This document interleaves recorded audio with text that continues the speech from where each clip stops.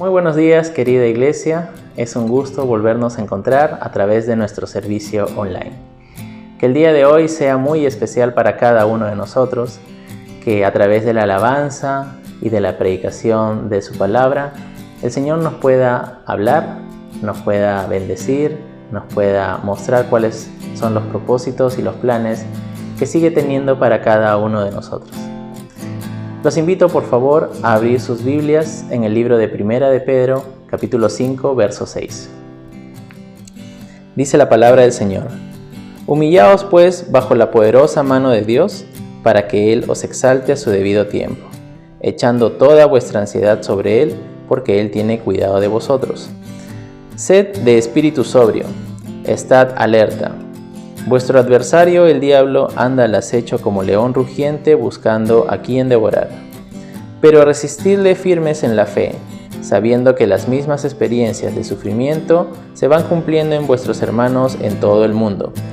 Y después de que hayáis sufrido un poco de tiempo, el Dios de toda gracia que os llamó a su gloria eterna en Cristo, Él mismo os perfeccionará, afirmará, fortalecerá y establecerá. A Él sea el dominio por los siglos de los siglos. Acompáñenme con esta oración. Te damos gracias, Señor, porque reconocemos que Tú estás en medio de cada una de las circunstancias de nuestra vida. Sabemos, Padre, que Tu Espíritu Santo nos está guiando, nos está animando y fortaleciendo, Señor. Reconocemos, Dios, de que Tú tienes el control de todas las cosas. Y el día de hoy queremos alabarte, queremos darte gracias, Señor, por cada una de las circunstancias que Tú permites en nuestras vidas. Aún en medio de las dificultades, Señor, sabemos que tu gloria, Tu paz, Tu gozo, Señor, nos acompaña. Y Te alabamos, Te reconocemos, Dios, como nuestro Señor, nuestro Salvador, nuestro protector. Entregamos este tiempo para la alabanza de Tu nombre, Señor. En el nombre de Tu Hijo Cristo Jesús. Amén. Ahora alabemos al Señor con este canto que dice que Él es el Dios que adoramos.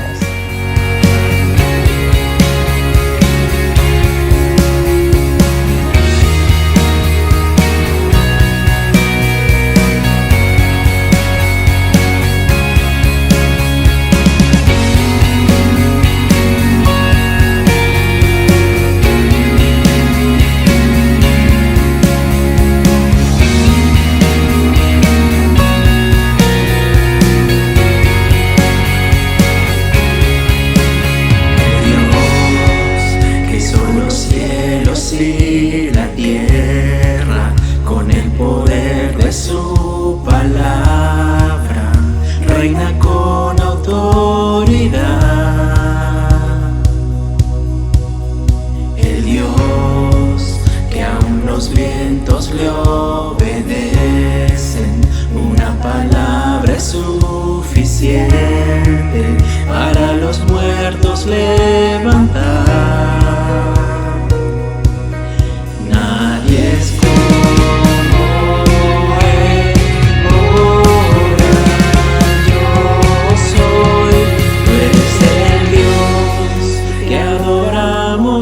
Todopoderoso y soberano, grande en misericordia y poder para salvar. Tú eres el Dios que adoramos, quien derrotó la muerte y el pecado, glorioso Redentor y Rey, te adoramos.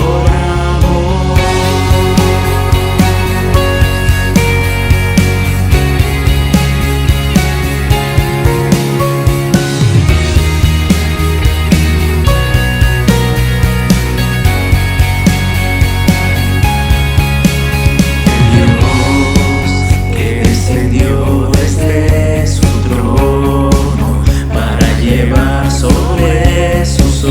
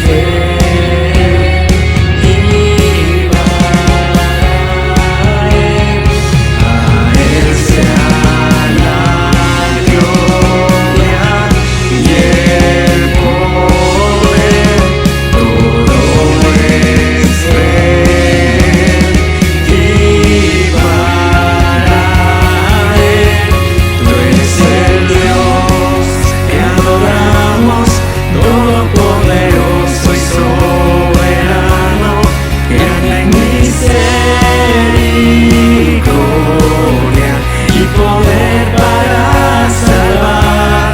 Tú eres el Dios que adoramos, quien derrotó la muerte y el pecado. Glorioso Redentor y Rey, te adoramos.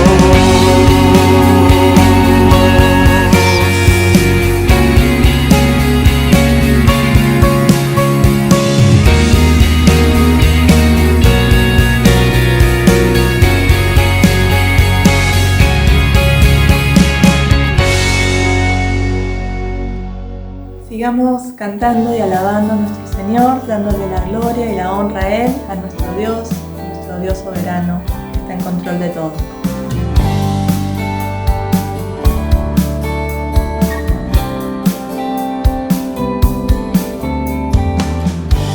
Gloria sea a ti en la tierra de plenitud, cuando de tu abundancia das. Gloria sea a ti. Gloria sea a ti, cuando en valle desierto voy, en caminos de turbación. Gloria sea a ti. Cada vez que me bendices, yo canto a ti. Si la oscuridad se acerca, igual diré, gloria sea el nombre de Dios, gloria sea a Él. Gloria sea el nombre de Dios, gloria sea el nombre del Señor. Gloria sea a ti, cuando el sol brille sobre mí, cuando todo es irreal. Gloria sea a ti. Gloria sea a ti, cuando sufra al caminar, aunque duela mi ofrenda a ti. Gloria sea a ti. Cada vez que me bendices, yo canto a ti. Si la oscuridad se acerca, igual iré. Gloria sea el nombre de Dios, gloria sea a Él. Gloria sea el nombre de Dios, gloria sea el nombre del Señor. Gloria sea el nombre de Dios, gloria sea a Él. Gloria sea el nombre de Dios, gloria sea el nombre del Señor. Tú das y tomas, Dios, tú das y tomas, Dios, y yo siempre diré, bendito seas, Dios. Tú das y tomas, Dios, tú das y tomas, Dios, y yo siempre diré, bendito seas, Dios. Gloria sea el nombre de Dios, gloria sea a Él. Gloria sea el nombre de Dios, gloria sea el nombre del Señor. Gloria sea el nombre de Dios, gloria sea a Él. Gloria sea el nombre de Dios, gloria sea el nombre del Señor.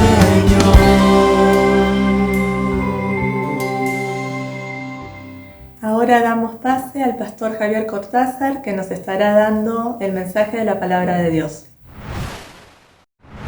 Muy buenos días, querida Iglesia de Monterrico. Gusto estar con ustedes en sus casas a través de este medio, como estamos ya acostumbrados y como seguiremos por lo visto, fácil De aquí en adelante el culto online será parte de la geografía y de la realidad de Monterrico de manera permanente. Así que ganaremos cuando se recupere el culto presencial y continuaremos con estos medios siempre.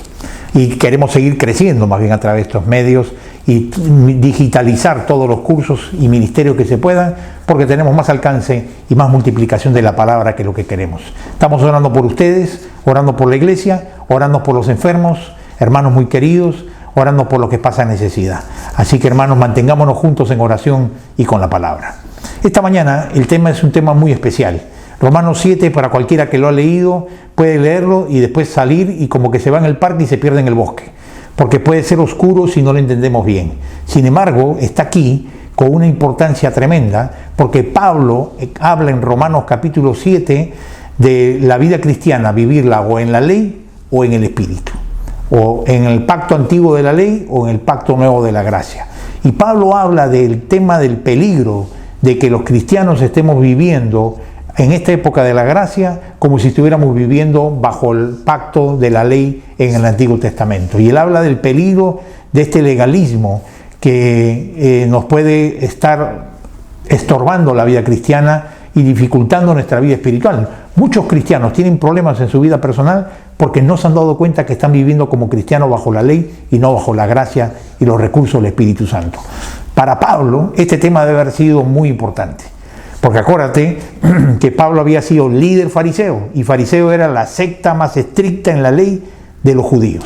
Así que él, que era rabino, especializado en Antiguo Testamento, doctorado en la ley, preocupado en ser celoso cumplidor de la ley de Moisés, te imaginas para qué significaba hablar de la ley aquí en Romanos 7, pero ahora desde la perspectiva de la salvación en Cristo y de la gracia del Espíritu Santo. En su cerebro debe haber sido como un juego del cubo mágico, ¿no? De haberle cambiado todos los lados del cubo.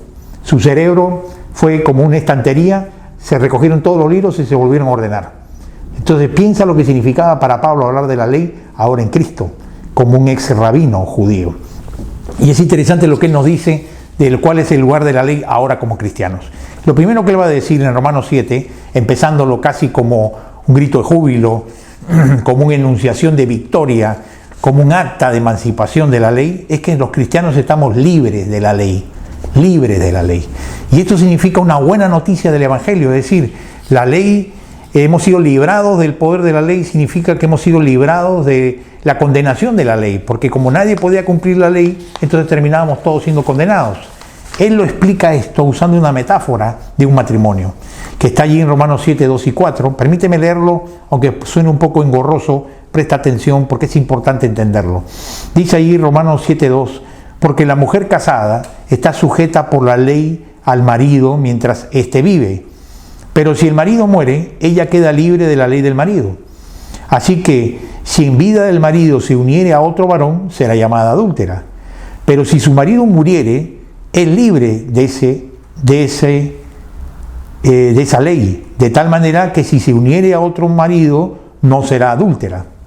Así también vosotros, hermanos míos, habéis muerto a la ley mediante el cuerpo de Cristo, para que seáis de otro, del que resucitó de los muertos, a fin de que llevemos fruto para Dios. Para explicarlo más sencillo esto, hemos preparado una ilustración que encontramos muy interesante, que es la metáfora del matrimonio. Y tú vas a encontrar allí que se mencionan tres situaciones. La ilustración menciona una mujer casada. La mujer casada representa al cristiano, que estaba casado. El primer esposo es la ley y el segundo esposo es Cristo.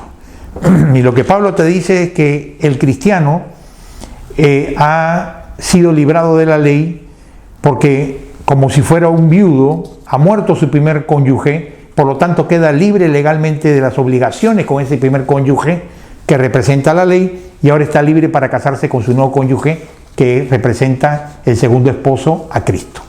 Esa es básicamente la idea. La idea fuerza de Pablo es: somos libres de la ley para que, como dice al final del versículo 4, a fin de que llevemos fruto para Dios. ¿Por qué dice esto? Porque no podíamos tener fruto espiritual bajo la ley, sino solamente bajo la gracia de Cristo, porque no teníamos la fuerza para cumplir la ley. ¿Qué significa esto para los cristianos? Él, como buen rabino, maestro que era Pablo, nos lo resume en el versículo 4. En el verso 4 nos dice el significado de esta metáfora. Dice, asimismo, hermanos míos, ustedes murieron a la ley mediante el cuerpo crucificado de Cristo, a fin de pertenecer al que fue levantado entre los muertos. De este modo daremos fruto para Dios. Él te está diciendo en la tercera línea que en el cuerpo crucificado de Cristo, es decir, en la obra de la cruz, en la muerte de Cristo en el Calvario, así como allí nos hizo morir o nos separó del poder del pecado, allí mismo en la cruz perdonó nuestros pecados, allí mismo en la cruz murió por nuestra sanidad, allí mismo en la cruz también dice ahora en Romanos 7, morimos nosotros a la ley. Él hizo que muriéramos a la ley, como dice claramente, ¿no es cierto? Murieron a la ley, dice la segunda línea. Y esto es importante porque significa que el poder de la ley sobre nosotros, que no podíamos cumplir la ley por nuestro pecado, nos llevaba al pecado, nos llevaba a la ira de Dios y a la muerte.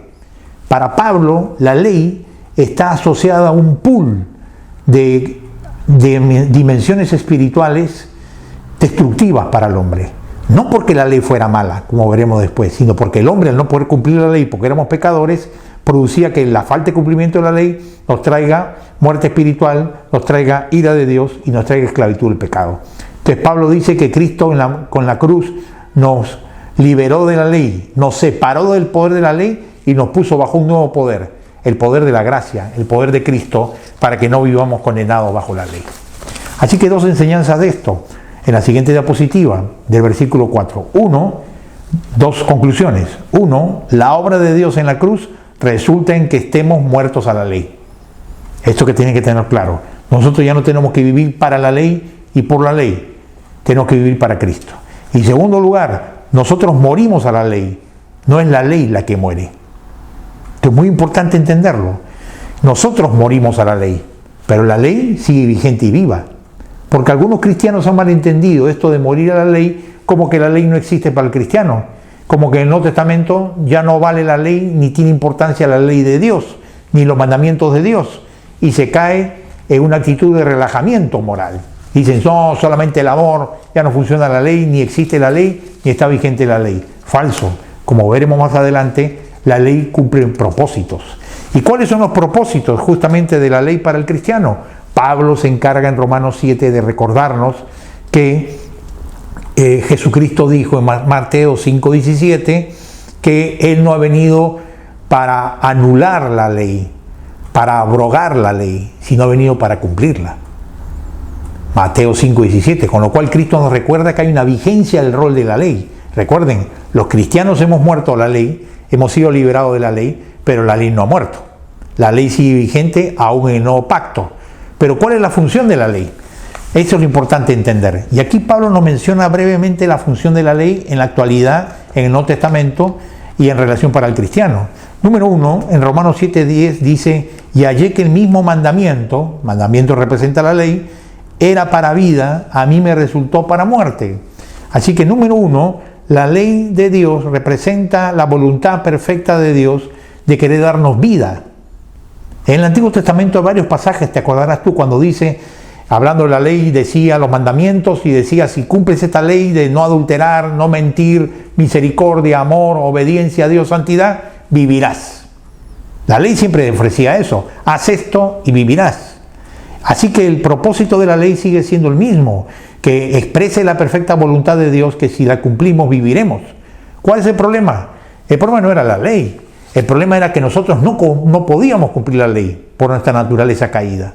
Entonces, por la debilidad de nuestra naturaleza caída, no podíamos cumplir la ley. Entonces, la ley que estaba dispuesta por Dios para darnos vida, terminaba condenándonos y dándonos muerte por nuestra imperfección en cumplir los mandamientos de Dios. Pero la ley sigue con ese propósito de expresar su voluntad perfecta hoy también para los cristianos. Así que siempre es un referente de lo que es la santidad de Dios.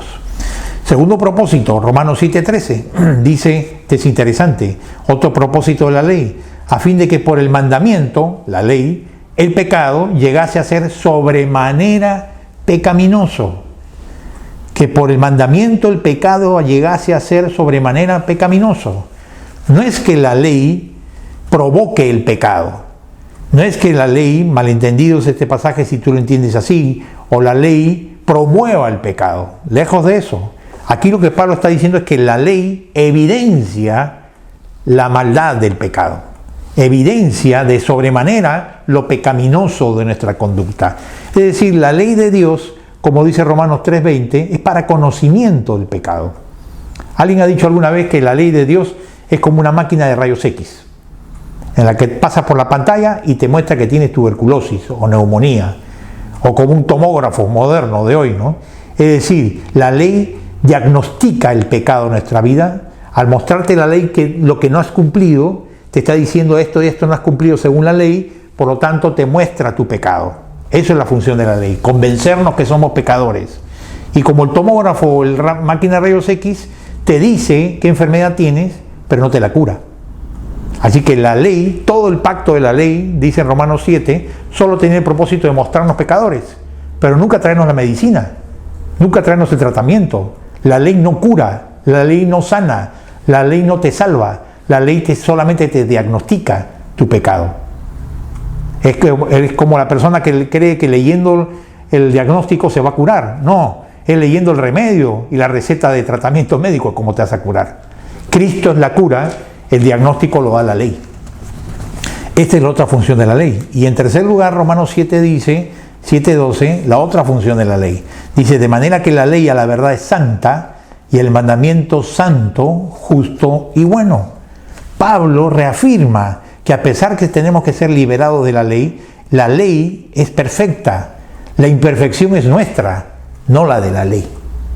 La ley es perfecta. El problema no es la ley para el cristiano, el problema es nuestro pecado en nuestros corazones, que nos impide y nos incapacita de poder cumplir la ley del Señor. Así que entendiendo esto, la ley sigue vigente hoy día y sigue siendo referente moral de qué quiere que hagamos Dios y qué quiere que no hagamos, qué está de acuerdo con su voluntad y qué no está de acuerdo con su voluntad. La ley de Dios, los mandamientos de Dios del Antiguo y el Nuevo Testamento todavía nos recuerdan lo que Dios espera del cristiano y de la vida del hombre y la mujer en la tierra, y siguen en este aspecto vigentes. Pero no podemos vivir cumpliendo la ley, ni podemos vivir ni obedecer ese estándar de la ley si nosotros no entendemos que Cristo ha tenido que venir a la cruz para que nosotros podamos aprender a vivir no bajo el poder de la ley, sino cumplir la ley, pero bajo el poder del Espíritu Santo. Por eso la pregunta que Pablo nos hace aquí es, ¿vives bajo la ley o bajo el poder del Espíritu? Como dice la diapositiva. Porque como cristianos podemos nosotros estar viviendo, tratando de cumplir la ley en nuestras propias fuerzas, y eso nos va a llevar al fracaso. Tratar de cumplir la ley de Dios, los mandamientos de Dios, no mentir, no adulterar, no contaminación mental, no envidia, no enojo, en base a tu fuerza moral, te va a frustrar, te va a llevar al fracaso. Por eso Pablo inmediatamente en 7:6 de Romanos introduce el tema clave después de decirnos que somos libres de la ley. Y es que nos dice que somos libres de la ley, pero para pasar a ser ahora gobernados por Cristo y por el Espíritu Santo. Y habla del Espíritu Santo.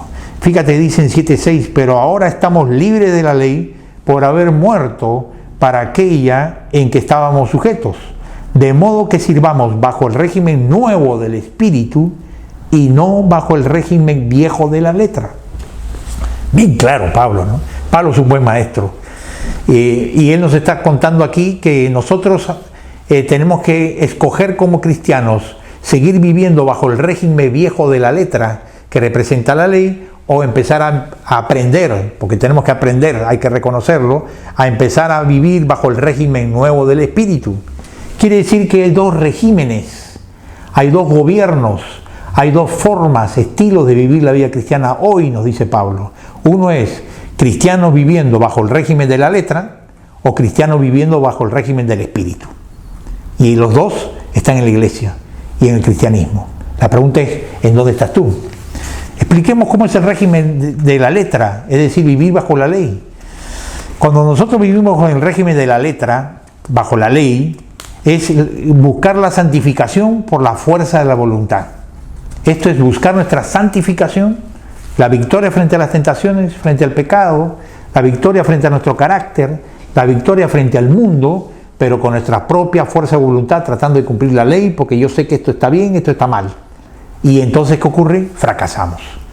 Dios no te ha llamado para que tú con tu fuerza de voluntad solo puedas vencer las tentaciones, tu pecado, cambiar tu vida, solo porque ahora ya conoces qué dice la palabra de Dios y solo porque ahora tienes a Cristo en tu corazón y quieres hacerlo. No es suficiente. La ley no nos puede santificar. Si tu vida cristiana es mirando la ley, es decir, mirando qué es lo correcto y lo incorrecto, y crees que eso te basta para poder cumplirlo, vas a fracasar en tu vida cristiana. Como Pablo más adelante nos va a contar, va a traer esto un triste espíritu de frustración constante en esta lucha interna que se da en la vida del creyente por tratar de hacer lo correcto con tus propias fuerzas y no lograrlo. Esa lucha interna del creyente nos habla de esta constante lucha entre la carne y el espíritu, entre el mundo y la obediencia a Dios. ¿Y esto qué produce? Pablo nos cuenta en este pasaje de Romanos 7:15 en adelante, él describe lo que muchos comentaristas han preguntado. Aquí habla de alguien como que es inconverso, o habla de Pablo cuando era no creyente, o habla de Pablo cuando es creyente, pero creyente tratando de vivir en el régimen de la letra. Y la mayoría de los comentaristas coinciden que aquí Pablo se describe a sí mismo en esta sección, que quiero hacer lo bueno y no lo puedo, y cuando quiero hacer lo malo, dejar de hacer lo malo no lo logro. Él describe la posición del creyente, de un creyente renacido, pero un creyente renacido que todavía está viviendo en la carne, en el régimen de la letra, bajo la ley, y no ha aprendido a vivir bajo el poder del Espíritu. Así que esta descripción que a partir de ahora hace Pablo es una etapa o etapas de la vida cristiana en la que cualquier creyente podemos caer cuando, siendo cristianos del Nuevo Testamento, queremos vivir como cristianos del Antiguo Testamento, bajo la ley, bajo las fuerzas humanas, bajo tus buenas intenciones y bajo tus sentimientos, pero no dependiendo del poder del Espíritu Santo. Así que puede ser un cristiano bien intencionado y con buenos sentimientos y sin embargo experimentar lo que a continuación dice Pablo. Pablo dice que cuando vivimos así, ¿qué ocurre? Número uno, los resultados de vivir en el régimen de la letra como cristianos y no bajo el Espíritu, y que en primer lugar te hace sentirte confundido, sentirse confundido. Pablo dice, porque lo que hago no lo entiendo. ¿Cuántas veces en nuestra vida cristiana tendríamos que decir, checklist, yo me identifico con esta palabra de Pablo? ¿Te ha pasado a ti que no te entiendes a ti mismo? Que tú mismo te dices, ¿cómo he podido caer en esta situación? ¿Cómo he tomado esta decisión? ¿Cómo pude meter la pata de esta manera? ¿Cómo cometí este error? ¿Cómo se me ocurrió hacer, decir o decidir esto? ¿Cómo llegué a esto? No lo entiendo. No entenderte a ti mismo es parte de la perplejidad con la que uno mismo descubre, sorprendido, lo intrincado, misterioso y engañoso de nuestra naturaleza humana caída. Y Pablo dice que esa es una de las características, no entenderse. Luego dice sentirse agotado, es otra característica del cristiano que vive como si fuera en el Antiguo Testamento, cuando está en el Nuevo Testamento, basado en la fuerza de su voluntad para cumplir la ley. Y él dice allí, ¿quién me librará de este cuerpo de muerte? Esta palabra, ¿quién me librará de este cuerpo de muerte? Que cuerpo de muerte representa la naturaleza caída, habla de un agotamiento, de un cansancio, de un intentar vez tras vez hacer lo correcto y ver que todo te sale mal. Pablo está describiendo en realidad al creyente en la incapacidad total de nuestra naturaleza humana caída para hacer el bien, incapacidad total para hacer el bien en nuestras propias fuerzas. ¿Con el propósito de qué? ¿De deprimirnos? No, de hacernos sentir culpables menos, de convencernos de que solo con el poder del Espíritu Santo podemos tener el poder para hacernos libres. Dios nos tiene que mostrar una vez más y una vez tras vez en la vida cristiana que tú no eres tan bueno como te crees, que tus buenas intenciones se estrellan contra el rompeolas de tu pecado, que el ser moralista y tratar de hacer lo bueno no es suficiente para vivir la vida cristiana con victoria. Necesitamos del poder del Espíritu Santo para vivir como quiere que tú seas, como esposa, como esposo, como padre, como madre, como hombre, como mujer cristiano. No es suficiente ser cristiano y tratar de hacer lo bueno. Necesitas depender del Espíritu Santo. Es una disciplina diaria, reconociéndote que tú nada bueno puedes producir por ti mismo. Sentirse vencido es otra sensación que pasamos todos cuando pasamos por el territorio de la carne y no dependemos del Espíritu. Y andar en la carne, acuérdate, no solamente significa emborracharte, mentir, adulterar, hacer inmoralidades. No, puedes andar en la carne haciendo todo lo correcto, pero estás en las fuerzas de la carne, no de la del Espíritu. Y puedes hacer cosas buenas, nobles y hasta servir al Señor en la carne, y no en el poder del Espíritu. Y eso solamente lo sabes tú y Dios, aunque la gente crea que estás haciéndolo en el Espíritu. Cuando Pablo dice no hago el bien que quiero, habla de una frustración, de la actitud de derrotas internas, constantes, porque no quieres hacerlo lo malo, y el bien que quieres hacer no lo puedes hacer, y te das cuenta que tienes que vivir en el Espíritu. ¿Tú has vivido esta sensación que dices, no hago el bien que quiero? ¿No hago todo el bien que quiero? Sí, ¿no es cierto? Igual yo y todos. ¿Qué te dice esto? Necesito más del Espíritu Santo en mi vida. Más oración, más palabra, más humillarme, más tiempo diciendo, Señor, para decirle a solas al Señor, no puedo solo hacer lo bueno. Ayúdame, Señor. Y entonces Dios va a obrar en tu vida. Si no, lo harás solo en la carne y fracasarás. Y lo último, Pablo dice ahí, sentirse frustrado. Y si lo que no quiero, esto hago. Qué triste es esta frase. Y si lo que no quiero, esto hago, Pablo completa diciendo, hallo que el mal está en mí. Esta frustración es necesaria. Este fracaso en la vida cristiana es bueno, porque nos debe convencer nuestra incapacidad total de hacer lo bueno por nuestras propias fuerzas.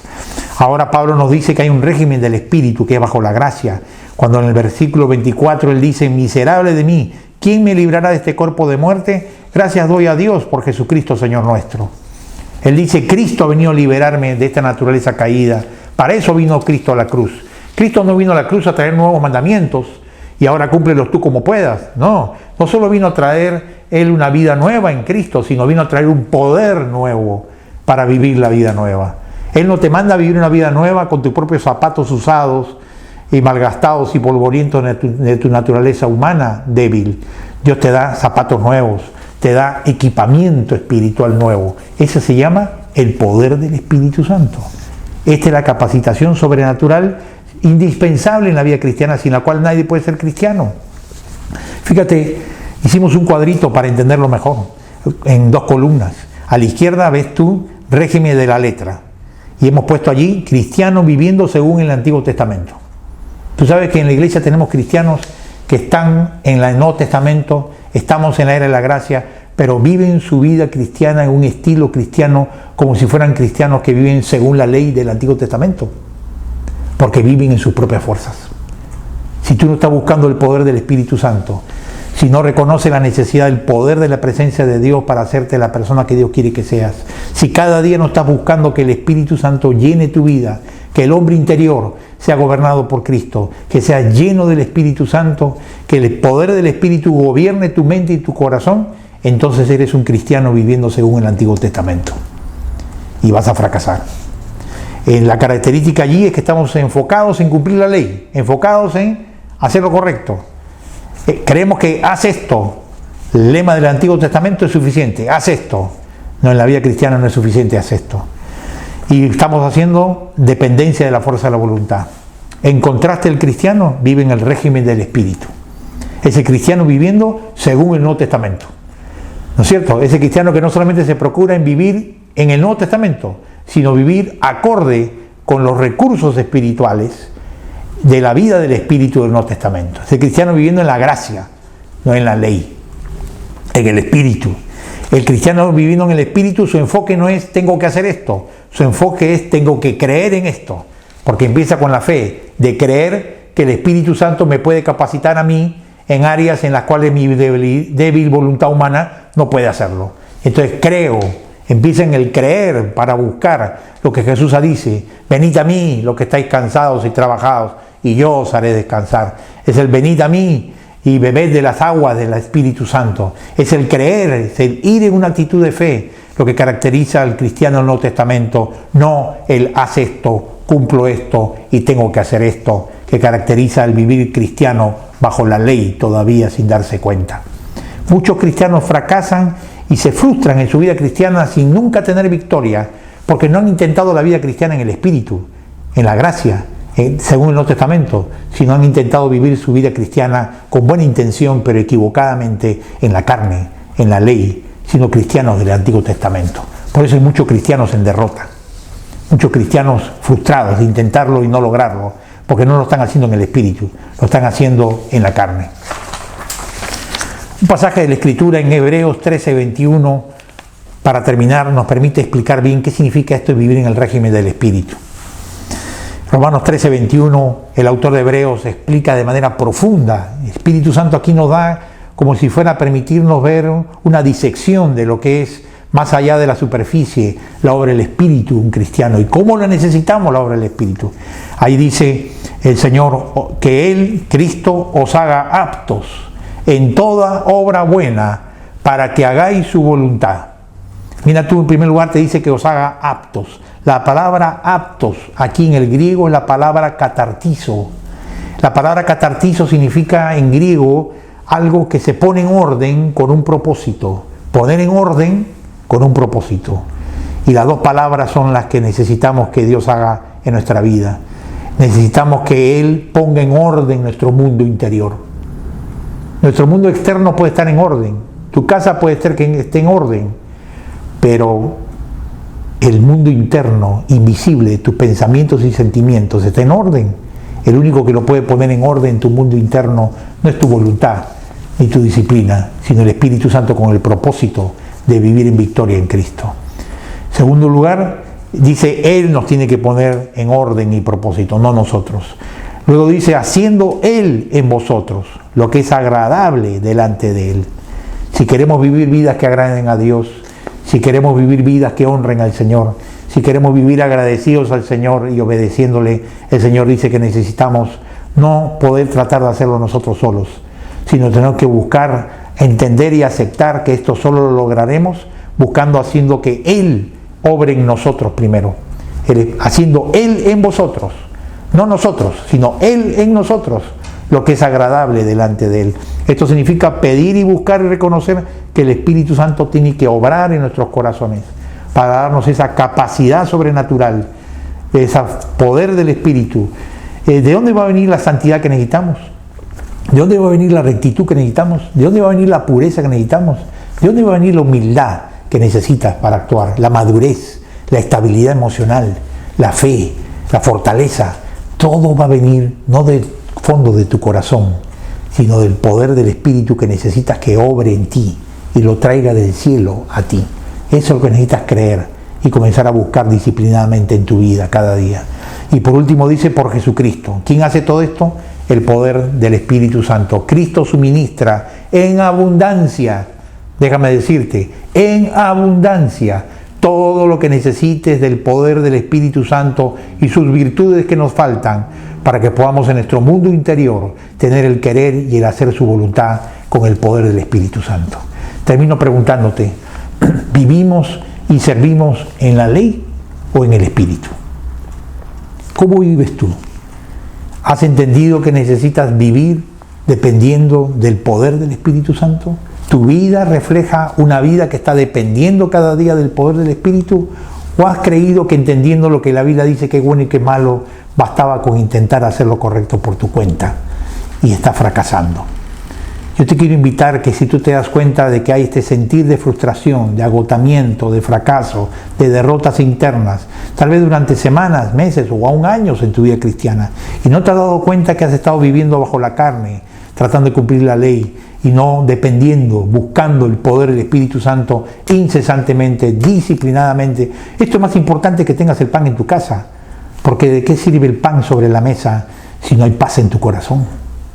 El pan del alma, que es primero, para disfrutar del pan material en segundo lugar. Así que te invito a orar conmigo allí, pidiéndole al Señor que decidas depender del poder del Espíritu Santo a partir de hoy. Ora conmigo. Señor bendito, gracias porque nos ha librado del poder de la ley y nos ha trasladado en Cristo a poder depender del poder de Cristo y del Espíritu Santo.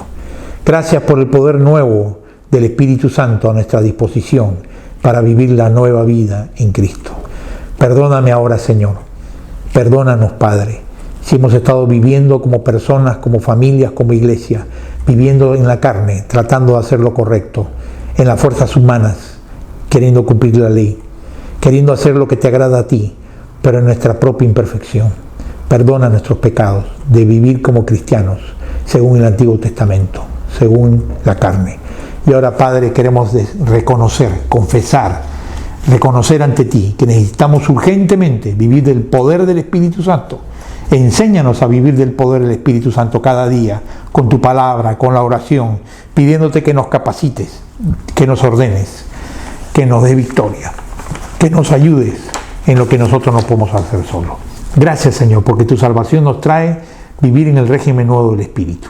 Bendice cada familia, cada creyente que nos oye, para que viva esta dimensión del poder del Espíritu. En el nombre de Jesús. Amén.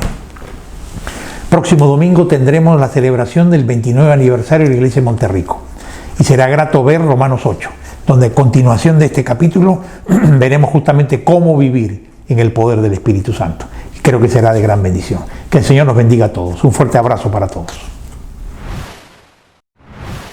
Gracias, Javier, por el mensaje de esta mañana. Ahora queremos tener un tiempo especial, ya que hoy es el Día del Pastor, ocasión en la cual podemos reconocer el precioso trabajo que realizan estos siervos de Dios en medio de nuestra comunidad.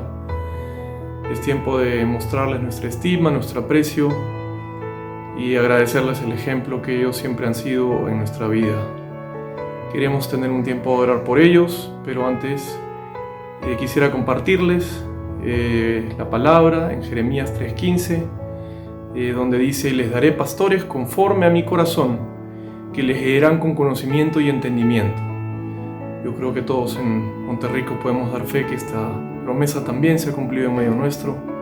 Tenemos mucho que hablar de ese precioso ministerio que dan nuestros pastores con sabiduría y con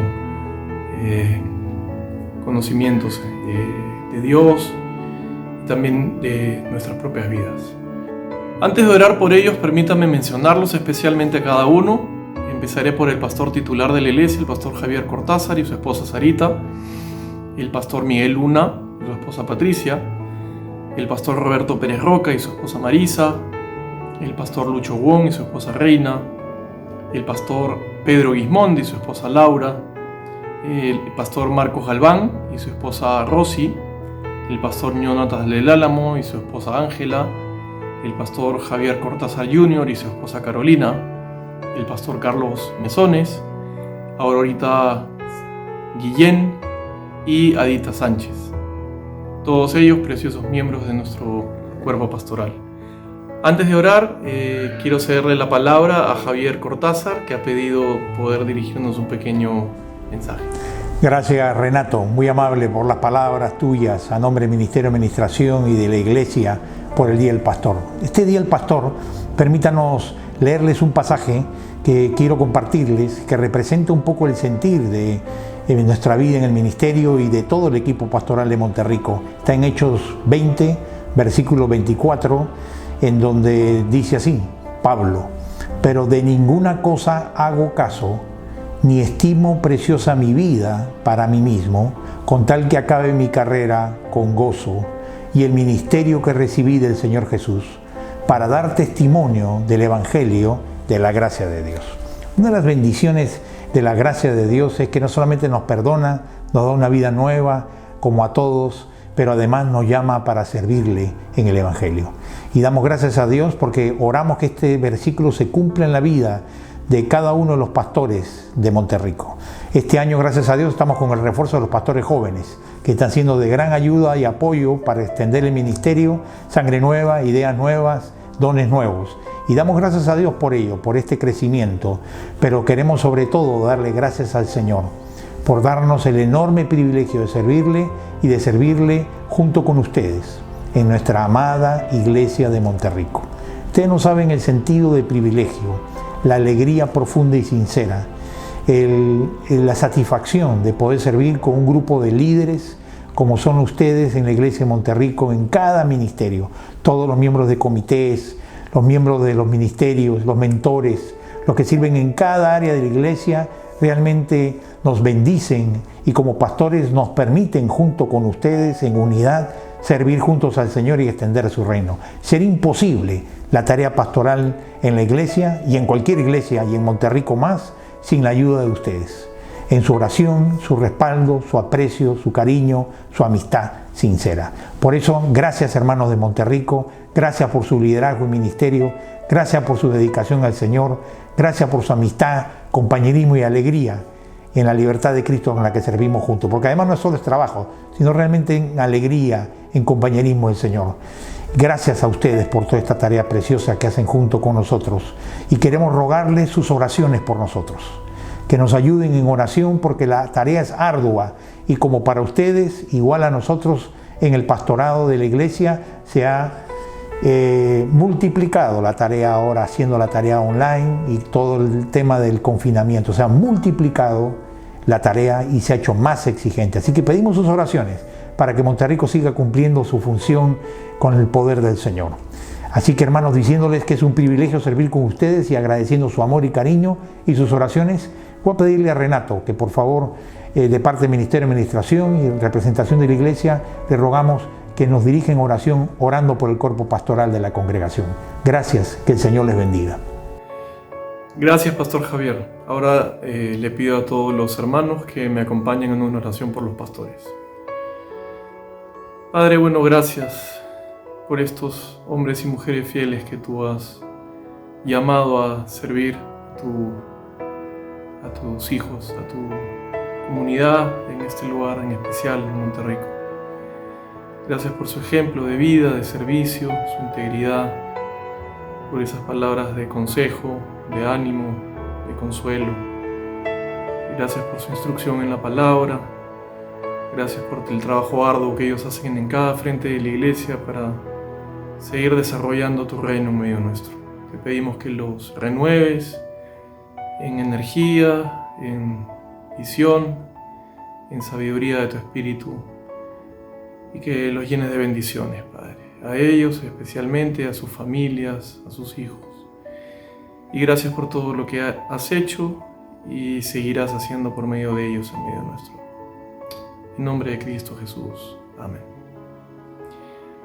Ahora Jay nos guiará en un tiempo de anuncios y de ofrendas. Gracias Renato por dirigir este tiempo tan especial. Ahora lo que queremos es tener un tiempo para darle gracias a Dios.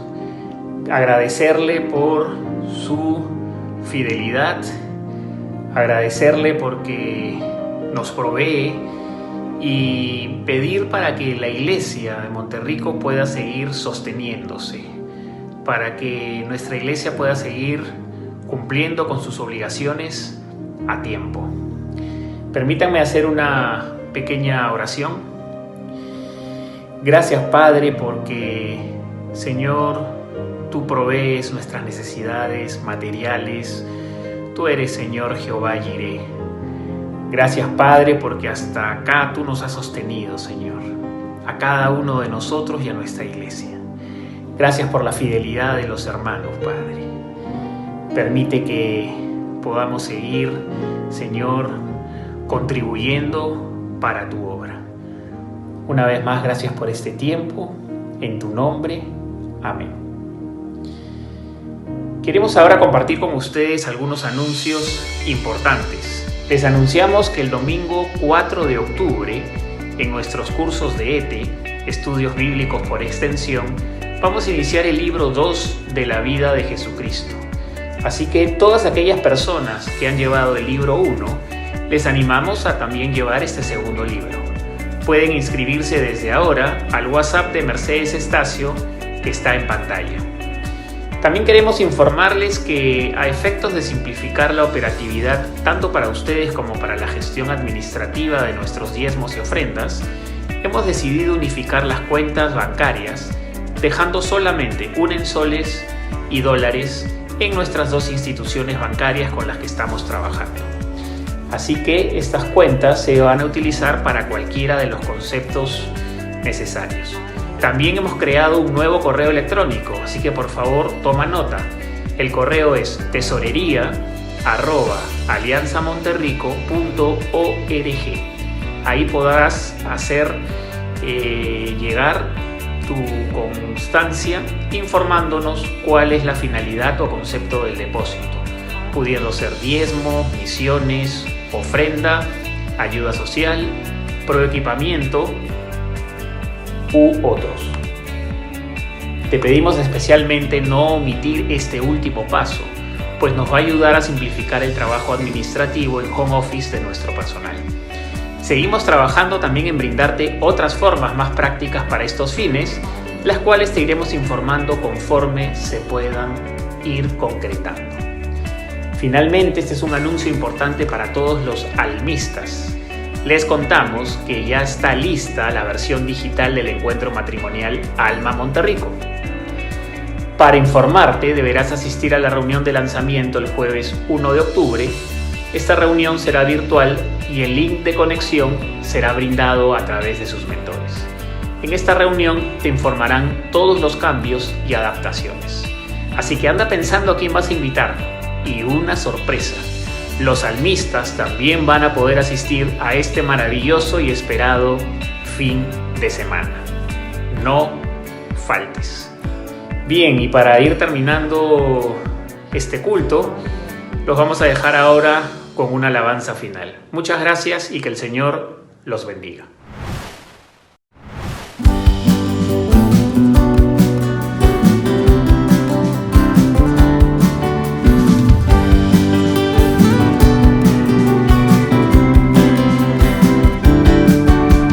¿Quién nos separará del amor de Cristo? ¿Quién nos alejará del amor de nuestro Dios?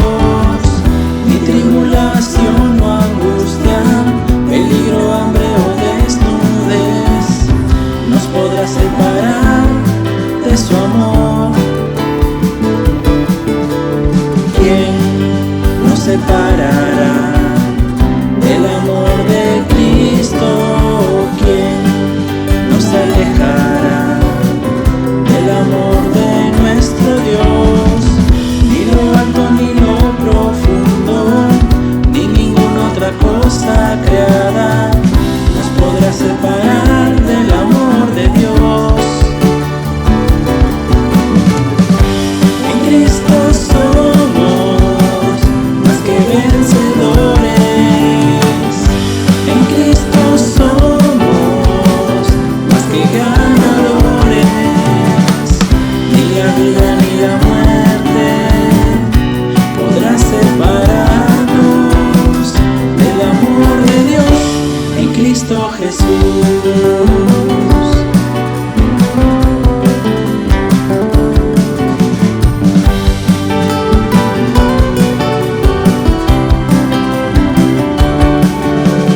¿Quién nos separará del amor de Cristo? ¿Quién nos alejará del amor de nuestro Dios? Ni tribulación o angustia, peligro, hambre o desnudez nos podrá separar de su amor. ¿Quién nos separará del amor de Cristo? ¿Quién nos alejará del amor de nuestro Dios? Ni lo alto ni lo profundo, ni ninguna otra cosa creada nos podrá separar del amor de Dios. En Cristo somos más que vencedores.